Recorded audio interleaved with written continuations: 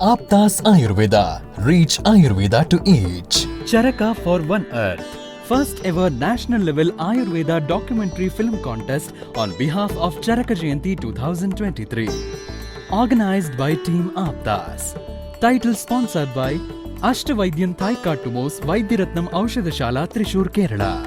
Aptas Ayurveda is a group of passionate Ayurveda Vaidyas and students constantly working to reach Ayurveda to each. Every year on Charaka Jayanti, we come up with a unique contest to motivate our Ayurveda youth and promote thoughts of Acharya Charaka. This year, we are organizing a national level Ayurveda documentary film contest as Charaka for One Earth, which is unique and first of its kind in the field of Ayurveda.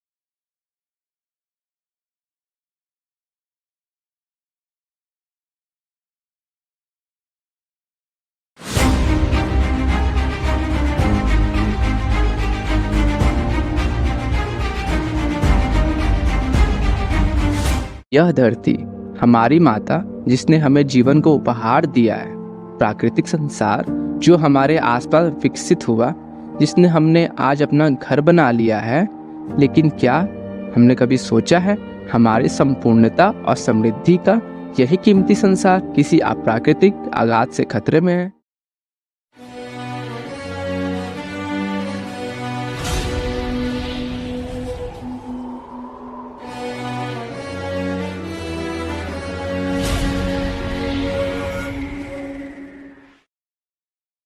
जब कोई व्यक्ति प्रकृति के आशीर्वाद में दीप दर्पण की तरह झलकता है, तो वह व्यक्ति जीवन में एक महत्वपूर्ण मिशन की ओर बढ़ने के लिए प्रेरित होता है।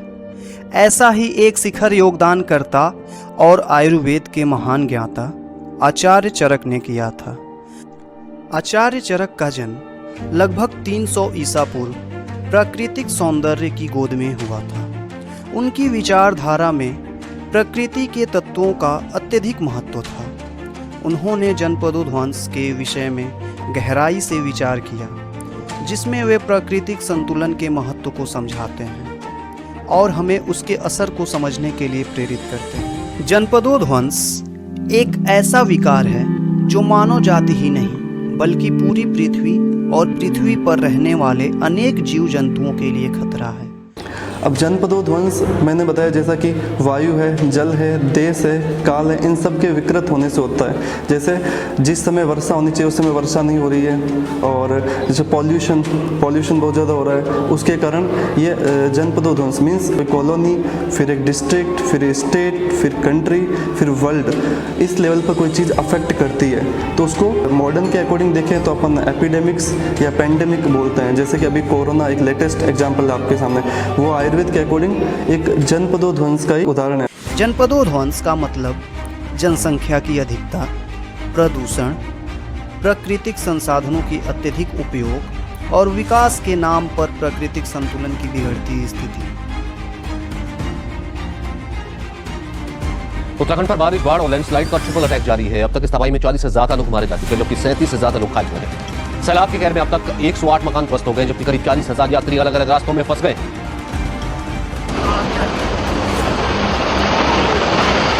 केदारनाथ घाटी में 2 दिनों में 64 लोगों के शव मिले हैं। पुलिस ने कानपुर से Turning overseas now, officials in India say that they have found the cause of that deadly train disaster. मुख्यतः 4 कारण इसके लिए उत्तरदायी रहते हैं। जैसे वायु, विकृत वायु। अगर वायु आपकी विकृत हो जाए, विकृत यानी कि खराब हो जाए, और उससे एक बहुत बड़े पॉपुलेशन को, एक बहुत बड़ी आबादी को हानि हो। विकृत जल, अगर जल प्रदूषित हो जाए, जल में रहने वाले जीव जंतु के ऊपर इसका असर पड़े और उस दूषित जल को अगर आबादी, बहुत बड़ी आबादी या बहुत बड़ा पॉपुलेशन अगर उसको ले ले तो कहीं ना कहीं वो भी उसका उस असरदार इस पे रहता है। अगर वायु एक जगह की विकृत हो गई है, जल विकृत हो गया है, देश और काल के कारण समस्याएं उत्पन्न हो रही हैं। आइए विमर्श में समझते हैं कि यह 4 मुख्य कारण द्वारा विकृति कैसे होती है। इन चारों के बिना इस पृथ्वी पर हमारा कोई अस्तित्व नहीं है। ये हमारे पृथ्वी पर रहने के लिए बहुत आवश्यक है।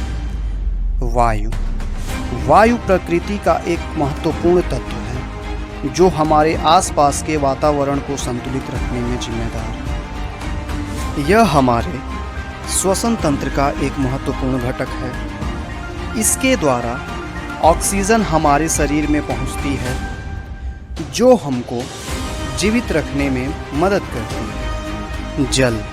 जल प्रकृति का अनमोल तत्व है। यह सभी प्राणियों के लिए अनमोल संसाधन है और हमारे पृथ्वी की सबसे मूल धार्मिकता का प्रतीक है। जल की महत्ता उसके प्रकार, प्रभाव और उपयोग की वजह से है जो हमारे प्राकृतिक जीवन के लिए अधिकतर प्रकार से उपयुक्त है। हमारी प्राकृतिक पर्यावरण के लिए जल का उपयोग सतत संतुलन और समृद्धि की संरक्षण के लिए आवश्यक है। देश जनपदोध्वंस के संदर्भ में एक महत्वपूर्ण अंश है। हमारे समाज और पर्यावरण के विकास में गहरा असर डालता है। जनपदोध्वंस में देश की स्थिति और स्थानीय समुदायों के साथ संबंध का महत्वपूर्ण भाग है। देश की स्थिति विकास और प्रगति के परिप्रेक्ष्य में महत्वपूर्ण है। विकासशील देश संगठित, समृद्ध और समस्त समुदायों के साथ एक समरसता रखता है। काल जनपदोध्वंस में एक महत्वपूर्ण तत्व है जो हमारे जीवन का अनिवार्य और अचल अंश है। यह समय की प्रकृति को दर्शाता है जिसमें सभी घटनाएं घटित होती हैं और सभी प्राकृतिक जीवन के चक्र को प्रभावित करती हैं। काल की महत्ता हमारे प्राकृतिक जीवन के विकास में होती है। जनपदोध्वंस में विभिन्न ऋतुओं के आगमन और जाने के साथ काल का चक्र सदैव चलता रहता है। इसमें आने वाली प्रकृति के परिवर्तनों, मौसम की बदलती हुई शक्ल और समय की गति के बारे में हमें सचेत रहने की आवश्यकता है। ये चारों तत्व वायु, जल, देश और काल हमारे जीवन के नियंत्रण के लिए महत्वपूर्ण है। ये तत्व हमारे शरीर, मन और आत्मा के संतुलन को बनाए रखने में मदद करते हैं, लेकिन इनकी विकृतियाँ यानी इनका खराब होना या पॉल्यूशन होना उतना ही हानिकारक है।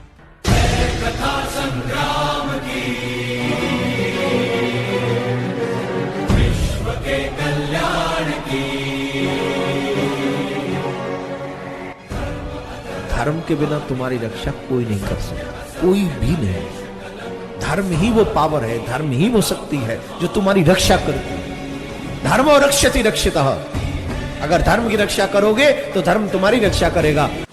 प्रदूषण एक खतरनाक दुश्मन है जिसका हमारे प्राकृतिक संसाधनों, स्वास्थ्य और जीवन पर बुरा असर पड़ता है। जैसे वायु प्रदूषण से हमारी सांस लेने की क्षमता प्रभावित होती है और यह अन्य सांस संबंधित समस्याओं का कारण बनता है। और देश प्रदूषण से हमारे प्राकृतिक संसाधनों की कमी होती है जिससे पौधों और जीव जंतुओं के लिए सुरक्षित जगहों की कमी हो सकती है। और काल प्रदूषण से हमारे जीवन के आधार, भोजन, पानी और हवा की गुणवत्ता पर असर पड़ता है। कोई भी जो डिजीज होती है उसके 2 कारण होते हैं हमेशा, साधारण कारण और असाधारण कारण। असाधारण कारण जो कि सब में अलग अलग इंडिविजुअलिटी के अकॉर्डिंग अलग अलग होते हैं। जैसे सबकी अलग अलग प्रकृति होती है। एज के अकॉर्डिंग सब में अलग अलग डिजीज होती है। किसी के जैसे स्ट्रेंथ जो कैपेसिटी है, बल है शरीर का, उसके अकॉर्डिंग अलग अलग डिजीज होती है। जनपदों ध्वंस है उसका मुख्य कारण बताया गया साधारण कारण। साधारण कारण मीन्स वायु है, जल है, देश है, काल है, इन सब के विकृत होने से जनपदों ध्वंस का कारण बताया गया है। और प्रज्ञा अपराध क्यों करते हैं? अधर्म के कारण अपन प्रज्ञा अपराध करते हैं। इसका जो जनपदों ध्वंस के 2 मूल कारण बताए गए हैं, अधर्म और प्रज्ञा अपराध।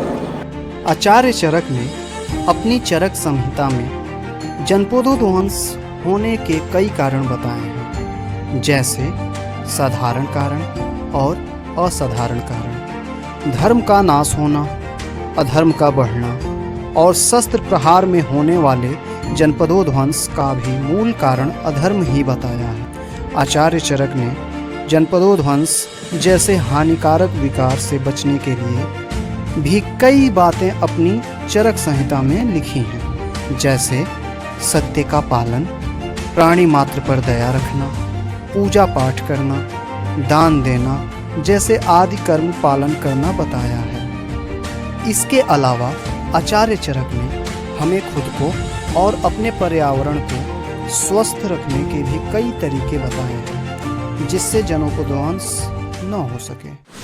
आयुर्वेद एक प्राचीन भारतीय चिकित्सा प्रणाली है जो हमें प्राकृतिक संसाधनों का सही तरीके से उपयोग करने, स्वस्थ जीवन शैली का पालन करने और जनपदों ध्वंस जैसे विकारों से समाधान ढूंढने में मदद कर सकता है। आयुर्वेद के अंदर कई औषधीय पौधे हैं, लेकिन अगर जनपदों ध्वंस हो गया, वायु विकृत हो गई, जल विकृत हो गया, तो कहीं ना कहीं ये पौधे भी विकृत हो जाएंगे। इसलिए आवश्यकता है कि अगर ऐसा प्रतीत हो रहा है कि भविष्य में कहीं किसी बहुत बड़े जनपद के ध्वंस होने की आशंका है, तो इन पौधों को हम पहले से संग्रह कर लेते हैं, पहले से हमें इन्हें संग्रह कर लेना चाहिए। और आयुर्वेद में इसके लिए विधि बताई गई है कि किस प्रकार हम औषधीय पौधों का संग्रहण कर सकते हैं। यहाँ पर एक पौधा है जिसका संग्रह किया है, जिसकी जड़ का संग्रह किया है, जिसका नाम है नगलेथी है, भूम्यामलकी है, खूबकला है, ब्राह्मी है, चित्रक मूल है। तो इसी तरह और भी पौधे हैं जिनका हमने यहाँ पे संग्रह किया है, और इनके इस्तेमाल से अगर कभी विकृत वायु हो गई या जल विकृत हो गया, अगर हम ऐसी पौधे औषधीय पौधे जो और भी हैं यहाँ पे उनको लेंगे, तो हम कहीं ना कहीं उनके विकृत होने के बाद एक बहुत बड़े विध्वंस को बचा सकते हैं, जनपदों ध्वंस होने से रोक सकते हैं। में फिर जब आयुर्वेदा की ओर हम देखते हैं तो आयुर्वेदा में पंचकर्मा एक ऐसी चिकित्सा पद्धति है जिसका बहुत विस्तृत डायमेंशंस पे काम करती है। और अगर पंचकर्मा का हम रेगुलर या ड्यूरिंग जनपदों ध्वंस इसके शुरुआत में ही सेवन करते हैं, तो इससे हमारी शरीर की इम्यूनिटी, बॉडी डिटॉक्सिफाइंग है ना, स्ट्रोंगली हो जाता है, तो हम इसमें जनपदों ध्वंस से लड़ सकते हैं। पंचकर्मा जो अभी जन सामान्य में अभी सरकार के अथक प्रयासों से जनमानस के लिए उपलब्ध हुआ है, तो पंचकर्मा के द्वारा बॉडी डिटॉक्सिफाइंग प्रोसेस के लिए पंचकर्मा इज़ द बेस्ट। अगर बॉडी के अंदर टॉक्सिन नहीं होंगे, कमजोरी नहीं होगी, तो रोग कहाँ से आएगा? तो अगर जनपदों ध्वंस का हमें आभास होता है, जनपदों ध्वंस की हमें पता चलती है, तो हम पंचकर्मा का सेवन अगर शुरू से ही करेंगे तो मेरे ख्याल से जनपदों ध्वंस अपना विकराल रूप नहीं ले पाएगी। जैसा कि आप सभी ने पिछले कोरोना के वर्ष में देखा कि इकट्ठे सब कैसे मरे थे, और ये होता क्यों है? ये सब हमारे ही कारण होता है। हम पर्यावरण को हानि पहुंचाते हैं, तो पर्यावरण हमें हानि पहुंचाता है, वो अपने आप को बैलेंस करता है। और जनपद उद्वंश आयुर्वेद के प्राचीन ग्रंथों में से उठाया हुआ एक शब्द है, जिसका मैंने अभी आपको मतलब बताया, जनपद समुदाय का उद्वंश, उसका विनाश होना। ये 4 प्रकार से होता है। वायु की विकृति यानी कि वायु का प्रदूषण, देश की विकृति यानी कि देश का प्रदूषण, और काल की विकृति और जल की विकृति। ये 4 प्रकार से होता है।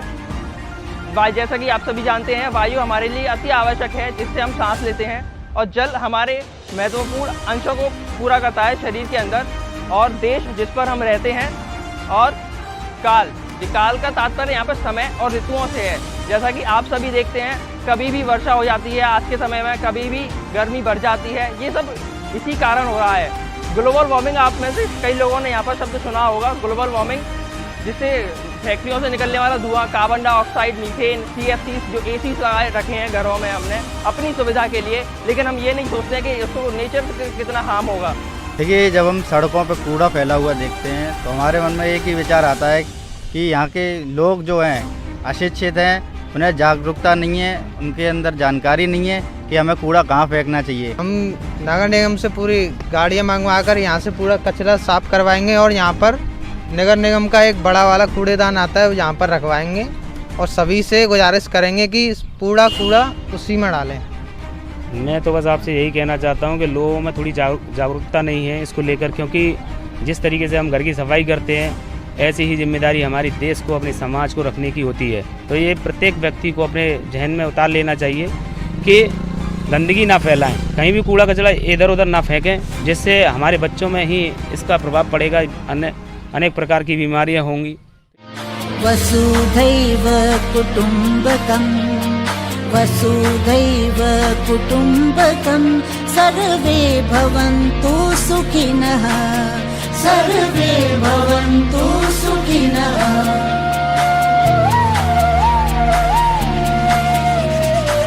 चाहत की रागनी से होठों पे सुर सजा ले, सरगम बना दे जिंदगी, औरों के आंसुओं को अपनी हंसी से बदले, सच्ची मानवता है यही।